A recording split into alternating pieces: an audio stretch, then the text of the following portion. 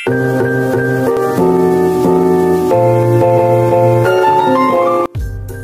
semuanya, assalamualaikum warahmatullahi wabarakatuh. Selamat datang kembali di YouTube channelnya Eva Lestari. Apa kabarnya hari ini teman-teman? Semoga kita semua selalu dalam keadaan sehat ya. Amin ya robbal alamin.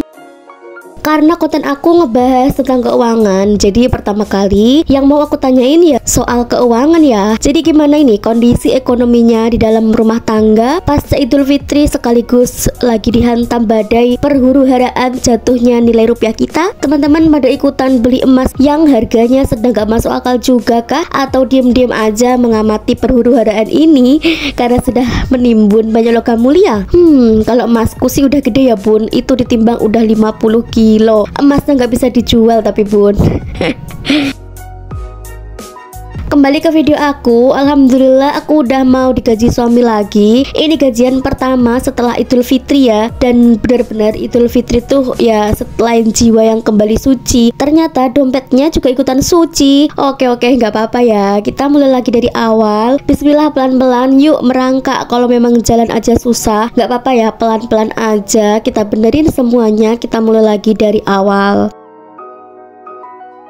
Ini aku akan membuat rencana keuangan lagi untuk bulan Mei. Ternyata terakhir aku bikin tuh di bulan Maret dan di bulan April aku nggak catat sama sekali, baik itu pemasukannya ataupun pengeluarannya. Karena dar banget ya di bulan April itu benar-benar kelabakan. Kebetulan dengan bertepatan dengan Idul Fitri, budget yang awalnya udah aku siapin untuk Idul Fitri ternyata harus terpakai untuk keperluan lainnya. Ya aku bersyukur aja sih, untung masih ada dananya jadi nggak sampai ngutang ke sana sini.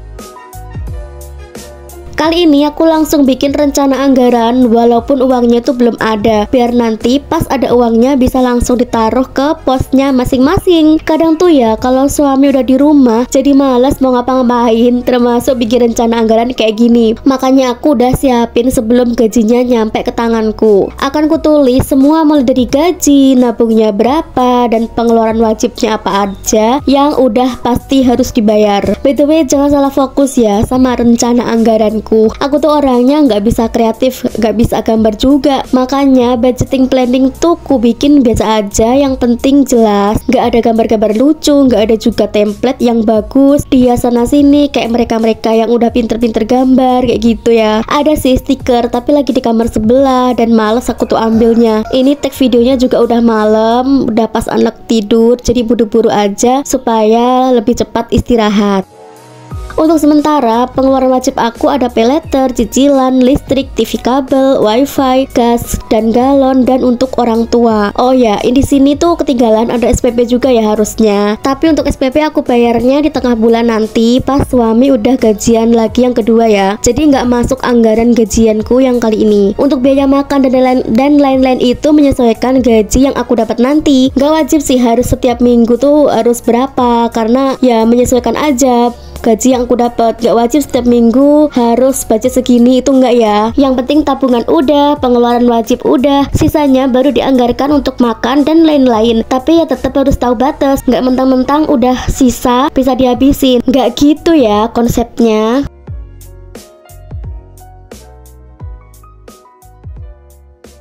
Di video yang lalu udah pernah aku ceritain juga kan kalau aku biasanya nerima gaji tuh 2 kali dalam 1 bulan. Yang berat tuh di awal bulan biasanya karena kewajiban semua minta dibayar. Gajian tengah bulan biasanya lebih longgar, tapi aku ya nggak santai-santai juga. Biasanya kalau gaji alhamdulillahnya dapat lumayan gitu, aku sisihin untuk pengeluaran bulan berikutnya. Bagian bawah yang masih kosong aku pakai untuk nulis keterangan-keterangan atau review budgeting. Review budgeting itu nanti ditulis setelah aku terima gajian berikutnya ya teman-teman. Oke, rencana budgeting aku udah gitu aja. Di halaman berikutnya aku bikin daily spending. Di bulan Januari aku udah pernah bikin, tapi yang ini sedikit beda. Yang dulu tuh aku bikin nyamping gitu. Ternyata aku kurang nyaman ngisinya karena harus bolak-balik bukunya. Ya pokoknya menurutku tuh ribet. Jadilah yang ini aku bikin sehalaman ke bawah gini biar nulisnya nggak perlu putar-putar bukunya. Hanya saja kalau yang model kayak gini kotaknya jadi lebih kecil ya. Nulisnya harus lebih kecil lagi. Atau kalau perlu ya ditulis angka depannya aja, 0 ribuannya habisnya nggak usah disertakan, toh juga udah paham kan. Misalnya nih habis 20.000 tuh ya udah ditulis 20 aja. Untuk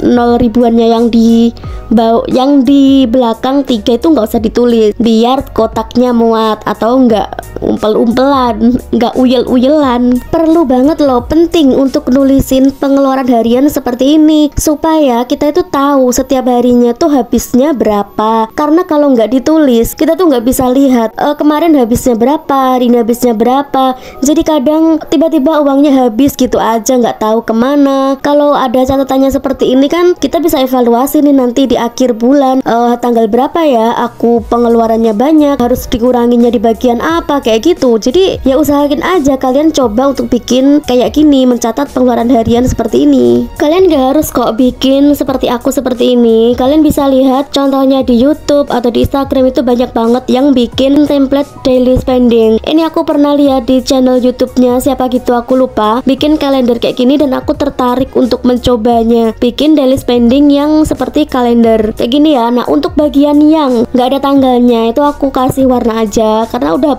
aku bilang tadi aku tuh nggak bisa gambar. Ya udah aku coret-coret aja pakai stabilo kayak gini, menandakan kalau itu kosong. Sedangkan untuk yang angka-angkanya itu ya tanggalnya dalam 1 bulan itu tadi. Yang bagian bawah bisa digunakan untuk menulis keterangan atau apapun itu yang sekiranya butuh diberikan keterangan.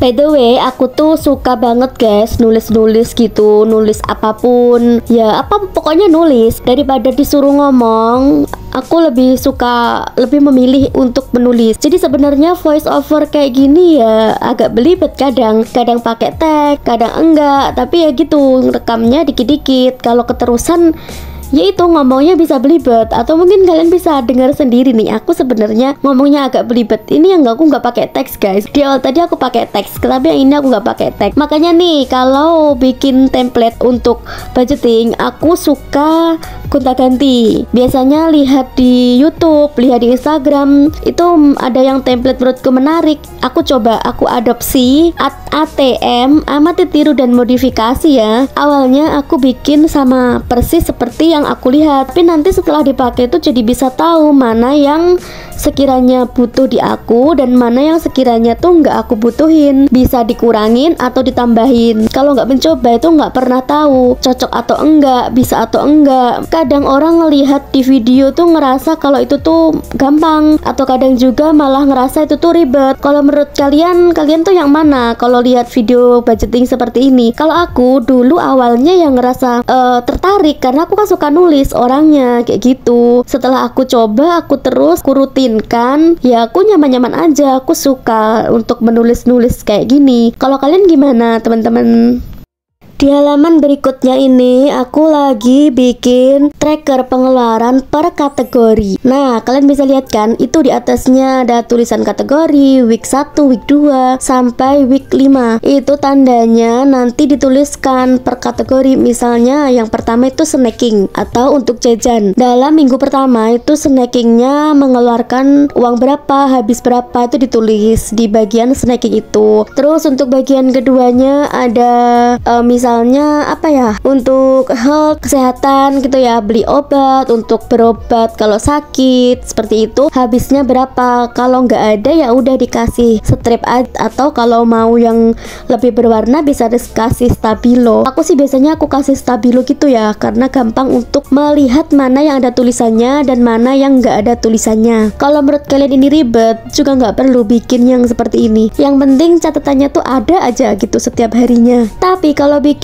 per kategori gini jadi lebih tahu sebenarnya uangku tuh habisnya lebih banyak kemana sih. Untuk foya-foya kah, untuk jajan kah, untuk makan atau untuk apa gitu, bisa dilihat di sini dengan gampang dan dengan jelas. Yang penting nulisnya itu harus rutin setiap hari dan apa ya, terus-terusan tuh nggak pelencang-pelencong gitu guys. Setiap hari harus ditulis.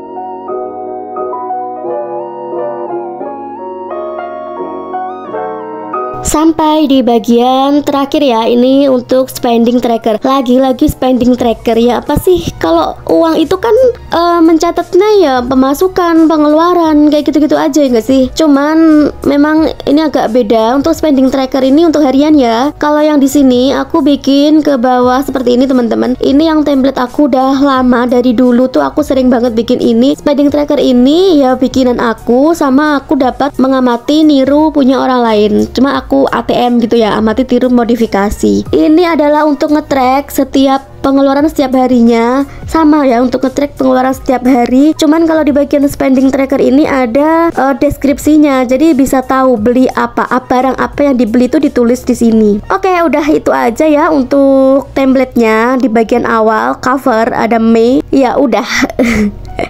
Lagi-lagi aku nggak bisa gambar, jadi ya udah kayak gitu aja. Terus my budget seperti ini ya, tadi yang udah aku jelasin di awal. Aku tulis pengeluaran wajibnya apa aja, walaupun belum ada uangnya, ditulis dulu aja nggak masalah, karena ada atau nggak ada uangnya ini tuh bakal dibayar gitu loh. Terus halaman berikutnya ada daily spending yang pakai kalender untuk menulis pengeluaran setiap harinya per tanggalnya, itu habis berapa totalnya ya, total setiap harinya itu berapa gitu. Kemudian untuk di halaman berikutnya ini ada pengeluaran per kategori per minggu.